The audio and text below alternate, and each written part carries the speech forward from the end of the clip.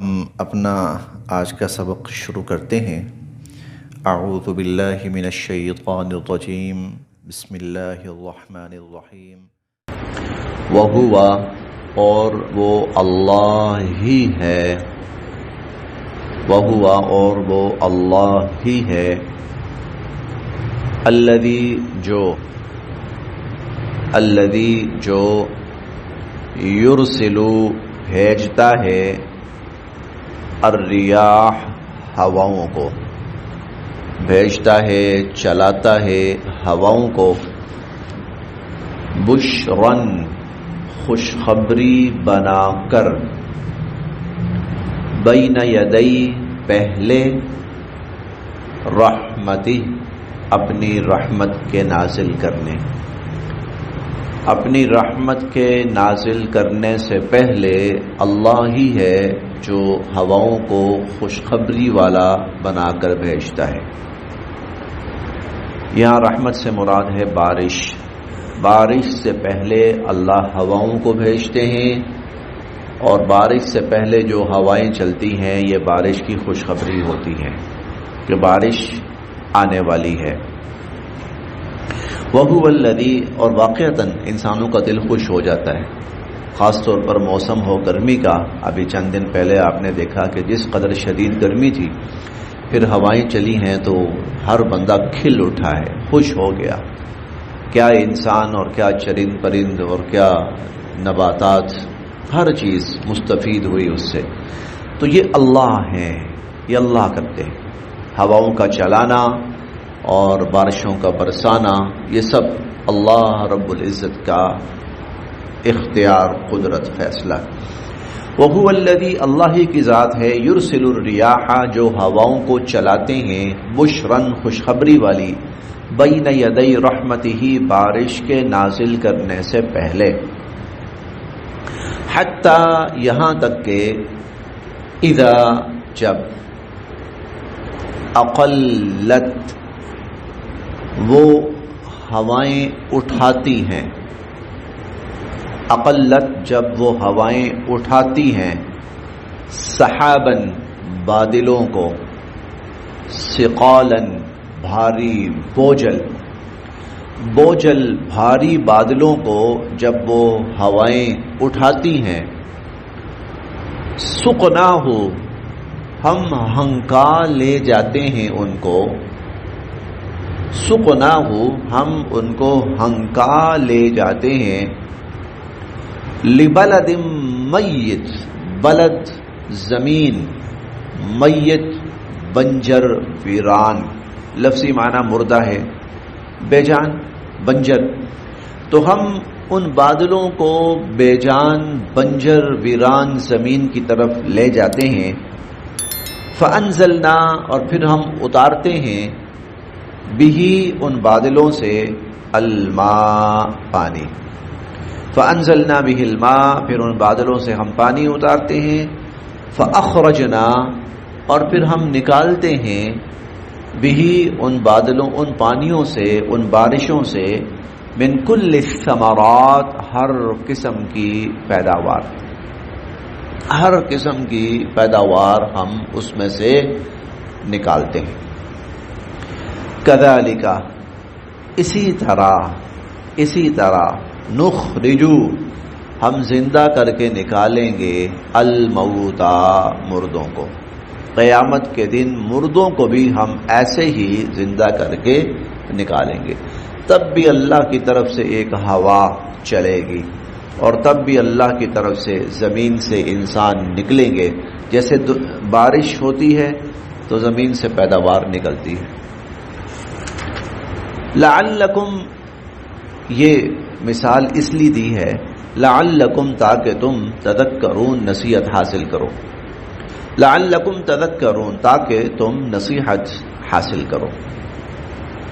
والبلد الطیب بلد زمین، الطیب عمدہ، اور جو عمدہ زمین ہوتی ہے، یخرجو وہ نکالتی ہے، نباتہ اپنی پیداوار، وہ اپنی پیداوار نکالتی ہے، بِإِذْنِ رَبِّهِ اپنے رب کے حکم سے، جو عمدہ زمین ہوتی ہے وہ اپنے رب کے حکم سے اپنی پیداوار نکالتی ہے. والذی، اور جو زمین خبوسا بنجر ہو، لا یخرجو، تو اس میں سے نہیں نکلتا، الا، سوائے، نکیدا، جھاڑ جھنکار کے، تو اس میں سے جھاڑ جھنکار کے سوا کچھ نہیں نکلتا. جو عمدہ زمین ہو تو وہ اپنے رب کے حکم سے عمدہ اور اچھی پیداوار نکالتی ہے، اور جو بنجر زمین ہو، خراب زمین ہو، جس کے اندر صلاحیت ہی نہ ہو، تو وہ سوائے جھاڑ جھنکار کے کچھ نہیں نکالتی. اصل میں یہ جو جملہ ہے اس کا مقصد کیا ہے؟ ویسے تو واقعتاً ایسا ہوتا ہے کہ بارش پڑتی ہے ہر جگہ پر، بارش زمین کے ہر حصے پر پڑتی ہے، تو بعض حصے ایسے ہوتے ہیں کہ وہاں سے پھل اور پھول اور پیداوار نکلتی ہے، چارہ اور سبزہ نکلتا ہے، اور بعض جگہ ایسی ہوتی ہے کہ وہاں سے کوئی جھاڑ جھنکار نکلا تو نکلا، وہاں سے کوئی اچھی چیز نہیں نکلتی. بارش کی یہاں جو مثال دی گئی ہے وہ دی گئی ہے قرآن سے، کہ قرآن اس کی مثال بارش کی سی ہے. یہ اترتا ہے سب انسانوں پر یکساں طور پہ اترتا ہے. اب جن کے دلوں کے اندر ایمان ہوتا ہے اور اللہ کا خوف ہوتا ہے، آخرت کی فکر ہوتی ہے، یہ اچھی زمین ہے، یہ اچھی زمین ہے. یہاں سے کیا نکلتی ہے؟ بڑی اچھی پیداوار. اچھی پیداوار کیا نکلتی ہے؟ اچھے اعمال نکلتے ہیں، اچھے اخلاق نکلتے ہیں، یہاں سے اچھائی نکلتی ہے. اور یہی قرآن جب ان دلوں پہ جاتا ہے جن کے اندر کفر ہے، شرک ہے، نفاق ہے، تو وہاں سے کیا نکلے گا؟ پھر دشمنی، نفرت، حسد، بغض، عناد نکلے گا. تو اس میں قصور بارش کا نہیں ہے، بارش تو رحمت بن کے سب پہ اتری ہے، اس میں قصور ہے تو دلوں، زمین کا ہے. اسی طرح قرآن تو اترا ہے یکساں طور پر، قصور کیا ہے؟ دلوں کا ہے. مشرکین کہتے تھے نا ہمیں تو کوئی فائدہ نہیں ہوتا اس قرآن سے، ہمارے اندر تو کوئی اس سے کوئی خیر نہیں نکلتی. تو اللہ تعالیٰ نے یہاں یہ مثال دے کر سمجھایا ہے کہ تمہارے اندر خیر ہوگی تو نکلے گی نا، تمہارے اندر ہے ہی شر، ہے تو شر ہی نکلنا ہے. جن دلوں میں خیر ہوتی ہے تو وہاں سے خیر نکلتی.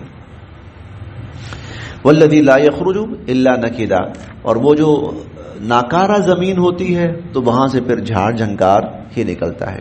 کذالک، اس طرح، نصرف، ہم پھیر پھیر کر لاتے ہیں، الآیات، اپنی آیات، ہم پھیر پھیر کر اپنی آیات لاتے ہیں، لقوم، ان لوگوں کے لیے، یشکرون، جو ان کی قدر کریں، شکر ادا کریں اور قدر کریں.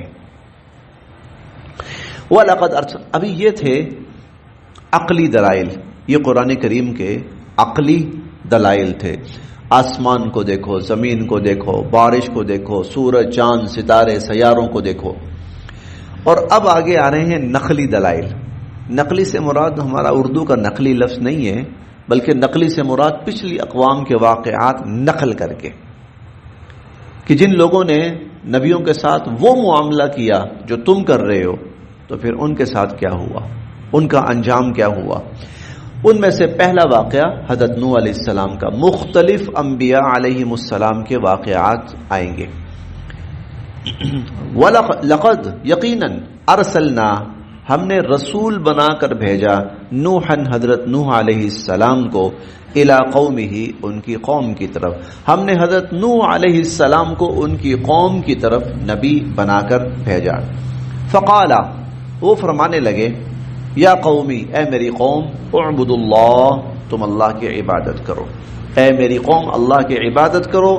ما، نہیں ہے، لکم، تمہارے لیے، من الہ، کوئی معبود، غیرہ، اللہ کے سوا، اللہ کے سوا تمہارا کوئی معبود نہیں ہے، تم اللہ کی عبادت کرو.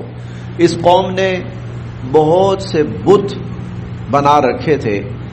29ویں پارے میں سورہ نوح میں ان کے نام بھی اللہ نے ذکر کیے ہیں، ودًا ولا سواع ولا یغوث ویعوق ونسرا. ود، سوا، یغوث، یعوق، نصر، یہ بڑے 5 ان کے بت تھے. تو ان کو وہ خدائی کا درجہ دیتے تھے، شرک کے مرتکب ہوئے تھے. تو نوح علیہ السلام فرمانے لگے، یا قوم، اے میری قوم، اعبدوا اللہ، اللہ کی عبادت کرو. ما لکم من الہ غیرہ، اللہ کے سوا تمہارا کوئی معبود نہیں ہے. انی، بے شک میں، اخافو ڈرتا ہوں، علیکم تمہارے بارے میں، عذاب سے، یومن دن کے، عظیم بہت بڑے، میں بہت بڑے دن کے عذاب سے ڈرتا ہوں تمہارے بارے میں۔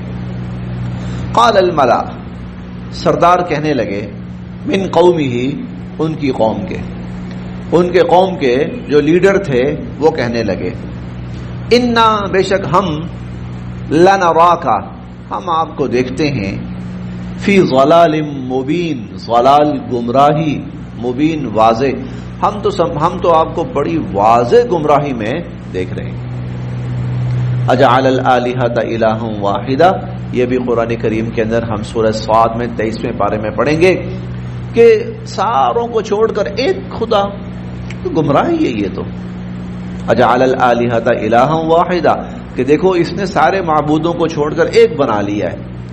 تو وہ کہنے لگے، انا لنراک فی ضلال مبین، ہم آپ کو بڑی کھلی گمراہی کے اندر مبتلا دیکھ رہے ہیں۔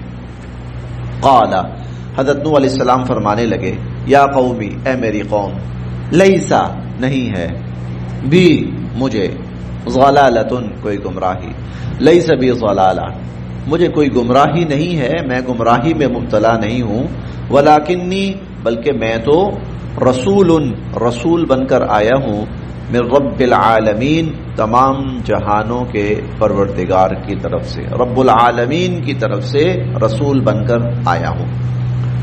کیوں آیا ہوں؟ ابلغو میں پہنچاؤں، تم لوگوں کو، تاکہ میں تم لوگوں کو پہنچاؤں، رسالات پیغامات، ربی اپنے رب کے، میں تو اس لیے آیا ہوں کہ تمہیں اپنے رب کے پیغامات پہنچاؤں۔ وَأَنصَحُ اور میں تو خیرخواہ ہوں، لکم تمہارا، اور میں تمہارا خیرخواہ بن کر آیا ہوں، خیرخواہی چاہتا ہوں۔ وَأَعْلَمُ اور میں جانتا ہوں، من اللہ کی طرف سے، ما جو لا تعلمون تم نہیں جانتے، میں اللہ کی طرف سے وہ کچھ جانتا ہوں جو تم نہیں جانتے۔ ظاہر ہے نبی کا علم سب سے زیادہ ہوتا ہے، اپنے وقت میں موجود نبی کا علم ساری دنیا کے لوگوں سے زیادہ ہوتا ہے، اور پھر اس سے بڑی بات یہ ہے کہ نبی کے پاس وہ علم بھی ہوتا ہے جہاں تک انسانوں کی رسائی نہیں ہوتی، وہ اللہ کی طرف سے آتا ہے اس پر۔ وَأَعْلَمُ مِنَ اللَّهِ مَا لَا تَعْلَمُونَ میں اللہ کی طرف سے وہ کچھ جانتا ہوں جو تم نہیں جانتے۔ اوا عجبتم، اوا کیا، عجبتم تمہیں تعجب ہے، اوا عجبتم کیا تمہیں تعجب ہے، ان کہ جاءکم آئی ہے تمہارے پاس، ذکر نصیحت، من ربکم تمہارے پروردگار کی طرف سے، علی رجل ایک آدمی پر، منکم تم ہی میں سے، او عجبتم ان جاءکم ذکر من ربکم علی رجل منکم کیا تمہیں اس بات پر تعجب ہے کہ تمہارے رب کی طرف سے جو نصیحت آئی ہے وہ تم ہی میں سے ایک آدمی پر آئی ہے، یہ تعجب کی بات ہے۔ لینذرکم اور اس پہ نصیحت اس لیے آئی ہے، لینذرکم کہ وہ تمہیں خبردار کرے، وہ تمہیں آگاہ کرے، ولتتقوا اور تاکہ تم اللہ کی نافرمانی سے بچ جاؤ، وَلَعَلَّكُمْ اور تاکہ تم پر ترحمون رحم کیا جائے۔ اس میں تعجب والی کون سی بات ہے؟ یہ ہے وَأَنصَحُ لَكُمْ کہ میں تو تمہارا خیرخواہ بن کے آیا ہوں۔ خیرخواہی کیا ہے؟ تمہیں تمہارے برے انجام سے آگاہ کروں، اور تاکہ تم اس انجام سے بچ جاؤ، تاکہ تم برائی چھوڑ کے نیکی کی طرف آؤ، اور تاکہ اللہ تم پر رحم کرے۔ اس میں تعجب والی کون سی بات ہے؟ اس میں تعجب والی کون سی بات ہے؟ فَكَذَّبُوهُ لیکن ان لوگوں نے حضرت نوح علیہ السلام کی بات کو جھٹلایا۔ یہ جو ہم نے 3-4 منٹ کے اندر واقعہ پڑھا ہے نا، 3-4 منٹ، یہ 950 سال کا واقعہ ہے۔ 950 سال، 9.5 صدیاں،